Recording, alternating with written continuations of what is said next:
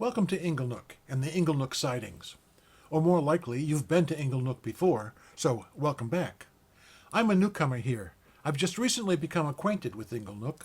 YouTube has sparked my interest in model train layouts for the first time since puberty, and I've become fascinated by the Inglenook sightings puzzle. I'd like to be able to say that several of my subscribers requested me to make this video. The truth is that neither of them requested me to make anything, so I'm just going to ramble a bit. I don't have a train layout, not yet. I don't even have a proper train.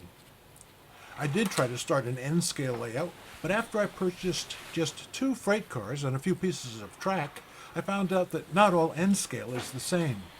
There's a thing called track code. That makes a difference, and I have a hard time identifying which track code a freight car is meant for until after I've bought it.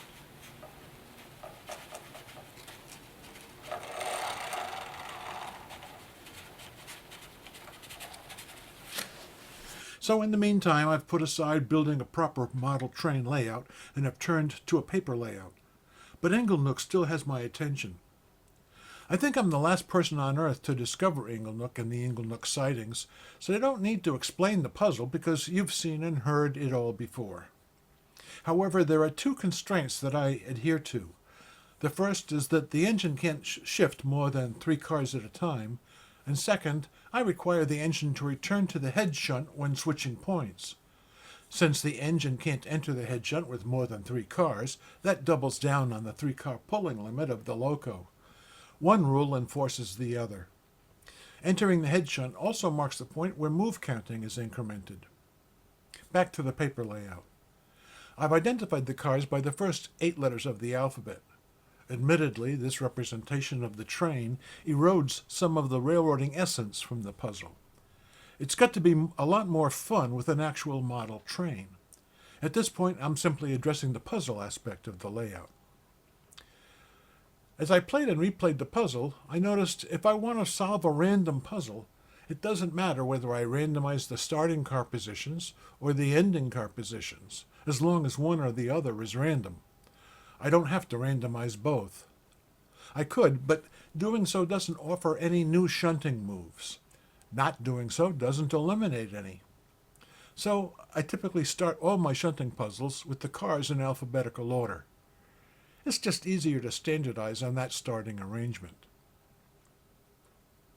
But using letters to identify the cars opens up some creative ways of setting up the puzzle.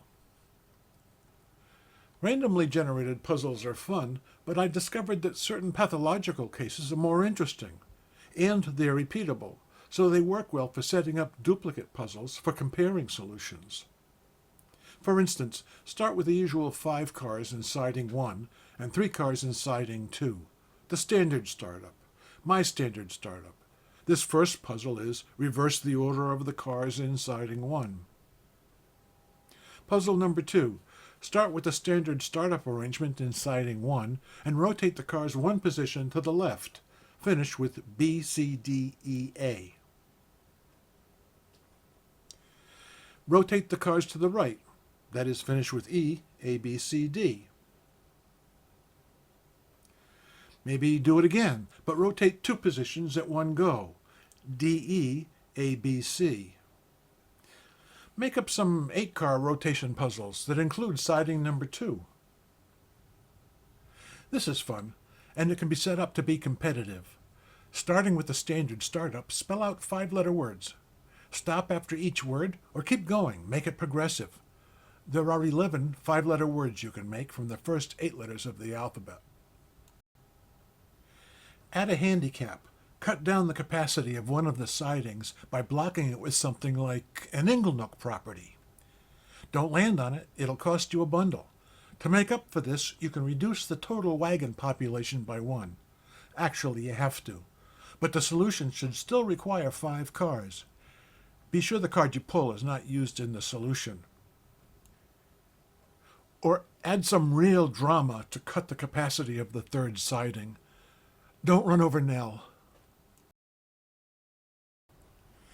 The thing about non-random puzzles is that they're easy to duplicate, so you can retry a specific puzzle again later to try for a better solution. When at last I complete my train set and build a real layout, I plan on labeling my freight cars with letters. It's easier to spell out, pun intended, the starting and ending order of the cars instead of using serial numbers.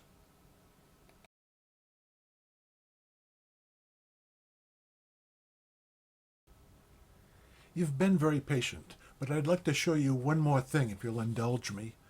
I've started on a control panel which will simulate the Inglenook siding's operations. The operator, well, me, I play the role of the yardmaster by operating the control panel, switching points and moving cars around. I hope to have the simulation done sometime this summer. Then I plan to follow it up with a working control panel that will control an N-scale yard. I'll post a video when I have progress to show. Thanks for watching. Clear tracks.